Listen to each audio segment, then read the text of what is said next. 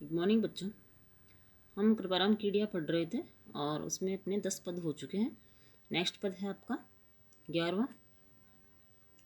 पाटा पीड़ उपाव तन लागा तरवारिया। पाटा यानी पढ़ना, पीड़ यानी पीड़ा, उपाव यानी उपाय, तन यानी शरीर, लागा यानी लगा और तरवार यानी तलवार। बहे जीवरा घाव रत्ती न ओखद राजिया। ओखद यानी औषध, रत्ती यानी थोड़ा सा भी।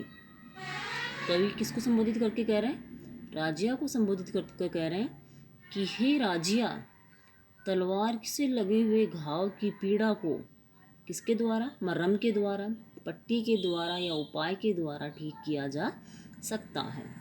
शरीर पर तलवार से लगे घाव को, उसकी पीड़ा को किससे दूर कर सकते हैं? पट्टी से, दवा से, उपाय से ठीक कर सकते हैं। लेकिन बहे जीवरा घाव, लेकिन जो जीव के, वाणी के जो घाव हैं, जो कड़वे वचनों के जो घाव हैं, वह किसी भी औषधि से थोड़े भी नहीं भरते। अर्थात किसी के द्वारा कही गई गलत बात के घाव कभी भी नहीं भरते, जबकि तलवार से लगा घाव क्या हो जाता है? भर जाता है। लेकिन किसी के द्वारा कही गई बात का घाव नहीं भरता। नेक्स्ट है मूसा ने मजार हित कर बैठा हे कण। सह जाने संसार रस नह रहसी राजिया। मूसा चूहा, मजार बिल्ली, हित यानी भलाई, हे कर यानी एक साथ, स यानी सभी, जाने यानी जानना, रस यानी प्रेम, नह यानी नहीं, रहसी यानी रहना। क्या कह रहे हैं? विपरीत प्रकृति के लोगों के लिए कह रहे हैं, किसके माध्यम से? चूहे और बिल्ली के माध्यम से, कि मूसा ने मजार, कि जो चूहा है वह अपना भला समझकर किसके साथ बैठता है? बिल्ली के साथ बैठता है, लेकिन बिल्ली कभी उसका भला नहीं करेगी, क्योंकि बिल्ली का क्या बोलते हैं? भोजन क्या है? चूहा है। तो कभी बिल्ली अपने भोजन से क्या नहीं करेगी? दोस्ती नहीं करेगी, उसके साथ नहीं बैठेगी। लेकिन फिर भी अगर चूहा अपनी भलाई समझकर उसके साथ बैठता है तो यह उसके क्या है? उसके लिए भला नहीं है। स जाने संसार, सारा संसार जानता है कि उन दोनों में क्या नहीं रह सकता? प्रेम नहीं रह सकता, क्योंकि बिल्ली का भोजन, बिल्ली का क्या शिकार कौन है? चूहा है, और वह अपने शिकार को नहीं छोड़ सकती। अर्थात जो विपरीत प्रकृति के जो लोग होते हैं वह एक जगह नहीं बैठ सकते। नेक्स्ट है आपका खल गुल अण खुताय एक भाव कर आदरे। ते नगरी हुताय रोही आची राजिया। जो पहला आपके पद था इसमें गुण और अवगुण के लिए कह रहे हैं, तो यहाँ खल जो क्या बोलता है? भैंस को या जानवर को दी जाने वाली जो हमारे लोकल शब्द में, भाषा में बोलते हैं इसको बाँट, वो खल। गुल यानी गुड़, अण कुताय दोनों को एक समझना, अण यानी इनको, कुताय यानी एक जैसे, और फिर आगे है एक भाव से आदर करते हैं। ते नगरी हुताय, उस नगरी से अच्छी, रोही यानी निर्जन स्थान, अच्छी यानी अच्छा। कवि कह रहे हैं कि जो खल और गुड़ में क्या नहीं करते? अंतर नहीं करते और एक ही भाव से आदर करते हैं, उस नगरी में रहने से तो कहाँ रहना अच्छा है? निर्जन स्थान पर रहना अच्छा है। अर्थात कहने का मतलब है कि जहाँ पर गुण और अवगुण में कोई अंतर नहीं किया जाता, वहाँ पर रहने से तो निर्जन स्थान पर रहना अच्छा है। जो व्यक्ति अच्छे और बुरे में अंतर नहीं कर सकता तो उन व्यक्तियों के साथ नहीं रहना चाहिए। नेक्स्ट है आपका घण घण साबल धाय न फूटे पहाड़ निबड़।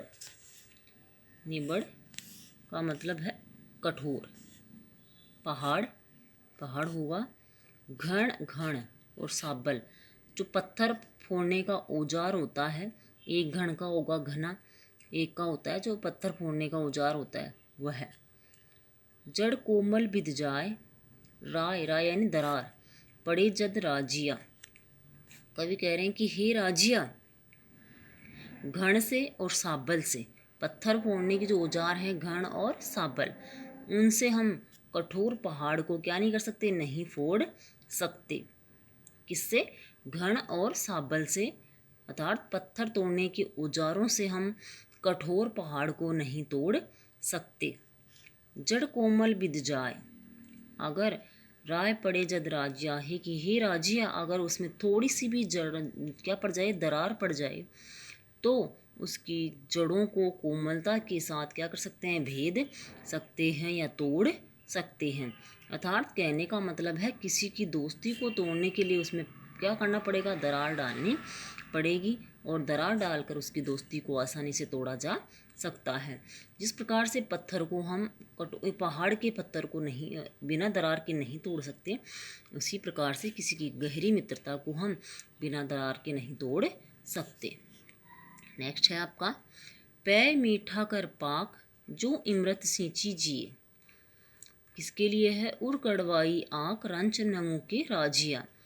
पै दूध, पाक यानी पकाना, इमरत यानी अमृत, सींची जिए सींचना या डालना, उर यानी हृदय, कड़वाई यानी कड़वाहट, आँख यानी आंकड़ा, रंच यानी थोड़ा भी, मुके यानी छोड़ना। कवि कहते हैं कि हे राजिया, जो आंकड़ा है, आंकड़े का पौधा होता है, आपका सबका देखा हुआ है, उसकी कड़वाहट के लिए कवि कह रहे हैं कि आंकड़े के पौधे को नीचे से थोड़ा सा लेंगे, आंकड़े की पौधे के हृदय की कड़वाहट को आप क्या करके मीठे दूध में पकाकर और अमृत डालकर भी दूर नहीं कर सकते। लाइन टू लाइन लेना चाहो तो, चाहे आप उसे मीठे आंकड़े के पौधे को क्या कर लो, मीठे दूध में पका लो और उसमें अमृत डालकर उसको पका लो, लेकिन उसके हृदय की जो कड़वाहट है वह थोड़ी बहुत भी कम नहीं होगी। अर्थात जिसके हृदय में, जिसके मन में कड़वाहट बसी हुई है, उसमें चाहे आप कितना ही अमृत डालो, कितना ही उसे दूध पिलाओ, लेकिन वह उस अपनी कड़वाहट को नहीं छोड़ता। इस प्रकार आपका कृपाराम खेड़िया पूरा हुआ। हम देखते हैं विशेष। इसमें एक पे तो आपकी कॉमन चलता ही है, वो आप खुद करोगे कि इसकी भाषा, इन पदों की भाषा सरल सरस प्रवाहमयी बोधगम्य है। नेक्स्ट है आपका, आपकी पैराग्राफ में आया था जब आप पाठ परिचय कवि परिचय पढ़ रहे थे, उसमें कौन सी भाषा थी? डिंगल और राजस्थानी मिश्रित भाषा का प्रयोग इसमें किया गया है, इन पदों में किया गया है। सोटा छंद का प्रयोग हुआ है, यह आपके पूरा पैराग्राफ दिया हुआ है, उस पैराग्राफ में सारी चीज़ें आपको मैंने बताई भी थी। वेण सगाई अलंकार का प्रयोग है। प्रसाद गुण है, एक लाइन उसमें दे रखी है, सहजता सरसता युक्त भाषा का प्रयोग, तो आप लिख सकते हो। संबोधन इसमें कौन सी है? शैली है। शैली कौन सी है? संबोधन शैली, क्योंकि कवि किसको संबोधित कर रहे हैं? राजिया को संबोधित करके ये पद लिख रहे हैं। और रस कौन सा है? शांत रस है। एक आप इसकी इन पदों की विशेषता बता दोगे जो आपके पाठ परिचय में है।